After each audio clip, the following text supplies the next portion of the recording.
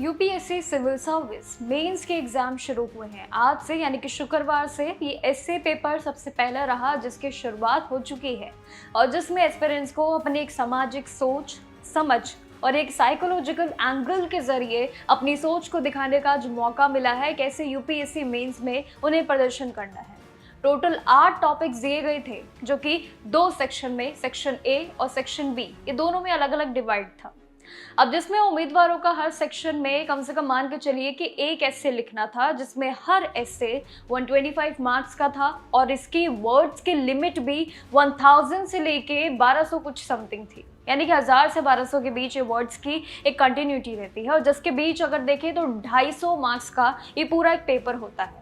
एस्से को लेके बात करूँ टॉपिक्स में अगर, उसके अलावा तो 3 घंटे की ये समय में प्रक्रिया होती है, जिसमें बहुत ही एक लेंदी तरीके से, बहुत ही एक जस्टिफाई करना पड़ता है हर एक टॉपिक को, किस तरीके से आप कैसे डिसीजन ले सकते हैं, ये यूपीएससी मेंस में करने को मौका मिलता है। अब सेक्शन ए में दिए गए कई सारे टॉपिक्स थे, जैसे कि कुछ अतरंगी टॉपिक थे। Reflect the irony of life, a grateful mind is very beautiful, और वही ऐसे कुछ और भी टॉपिक्स थे जो सेक्शन ए के इस बार अलग वेटेज पे था, लाइक व्हेन 2 एलिफेंट फाइट्स, ये सब बहुत सारे टॉपिक्स थे।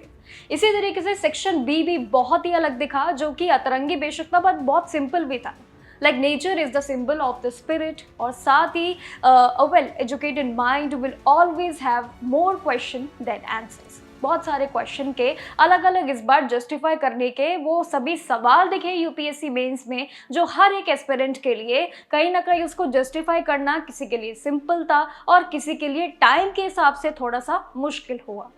इन सभी टॉपिक्स के जरिए उम्मीदवारों की जितनी भी एक राइटिंग स्किल्स की जो एक सीख है, जो एक समझ है, एक एब्स्ट्रैक्ट थिंकिंग है, ये सोसाइटी को दिखाने के लिए नज़रिए के उस पर्सपेक्टिव पे आखिर ये यूपीएससी मेंस में कैसे प्रदर्शन होगा, ये तो रिजल्ट दिखाएगा, लेकिन एस्पिरेंट्स की एक अपनी अपनी सोच देखिए, एक अपनी अपनी समझ। अगस्त 22, 23, 29 और 30 तक इस शिफ्ट में यूपीएससी मेंस की पूरी परीक्षा की आयोजित की एक प्रक्रिया है, जिसमें सुबह 9 बजे से 12 बजे तक, दूसरी शिफ्ट भी दोपहर 2:30 बजे से लेकर शाम 5:30 बजे तक है।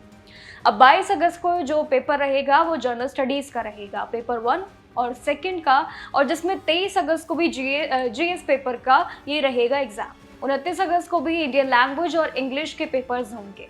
और रही बात जो उसका लास्ट एग्जाम होगा, जो कि 30 अगस्त को होगा, ऑप्शनल सब्जेक्ट के, जो कि पेपर 1 और पेपर 2 इसमें मेंशन होंगे।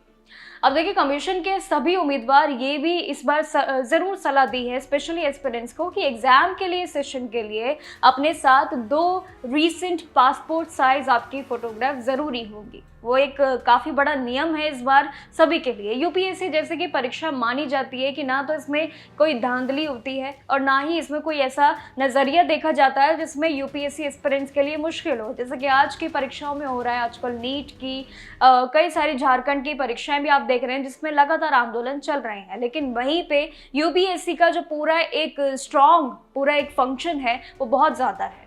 और यूपीएससी मेंस का अब समय आ चुका है, आज से परीक्षाएं शुरू हो चुकी है, जिनके कुछ टॉपिक्स मैंने आपके साथ शेयर किए कि इस बार किस तरीके के ऐसे पेपर में टॉपिक्स देखने को मिले। एस्पिरेंट्स के लिए ये सोच बहुत इजी होगी कि किस तरीके से आगे उन्हें मेहनत करनी है और इस बार क्या टॉपिक्स रहे। एस्पिरेंट्स के लिए बहुत इंपॉर्टेंट होता है कि टॉपिक्स क्या आए हैं, पिछले साल क्या आए हैं और अभी रिसेंटली क्या आए हैं। ये हर एक डेली जो एग्जाम रहेंगे उसको लेके हम एनालिसिस पे बात डेली करेंगे, लेकिन इतना ज़रूर तय है कि यूपीएससी को लेके अलर्ट बिल्कुल जारी है, जिस पे सभी चीज़ों पे पूरी तरीके से इंस्ट्रक्शंस आ चुके हैं। जैसे कि अगर आप आपत्ति भी दर्ज करेंगे तो उसके लिए भी 31 अगस्त तक का टाइम आ चुका है। जब भी आपके एग्जाम्स हो जाएंगे, आपको लगता है आपत्ति दर्ज करनी है, तो उसके लिए भी 31 अगस्त को आप कर सकते हैं। यह प्रक्रिया शुरू हो रही है। तो कहीं ना कहीं यूपीएससी के लिए वो सभी अलर्ट्स, वो सभी इंस्ट्रक्शंस आ चुके हैं, बस अब आपको अपनी तैयारी करनी है। बाकी डेली एनालिसिस पे आपसे ज़रूर बात करते रहेंगे। तब तक के लिए नमस्कार और देखते रहिएगा जागरण जोश।